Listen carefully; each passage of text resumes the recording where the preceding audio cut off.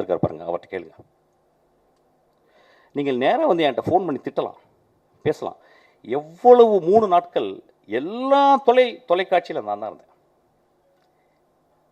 என் படங்கள் நல்ல படங்கள் இல்லையா? என் படங்களில் சமூக கருத்து சொல்லலையா? என் படங்கள் பேரன்பு இல்லையா? நான் வந்து உடனே ஒரு பெரிய ஒரு ஆக்டர்கிட்ட போய் கதை சொல்லி நான் பெருசாக வின் பண்ண நினைக்கலையா? நான் கமல் சார்கிட்ட போயிட்டு திரும்பி வந்துட்டேன்.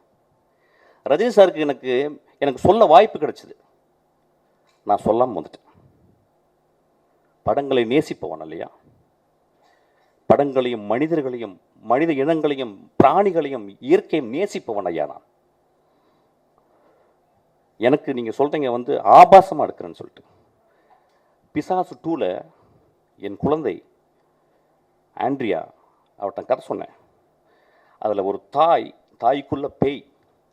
அப்போ சொன்னேன், அந்த பேய் நிறைய விரசமாக இருக்கிறான்,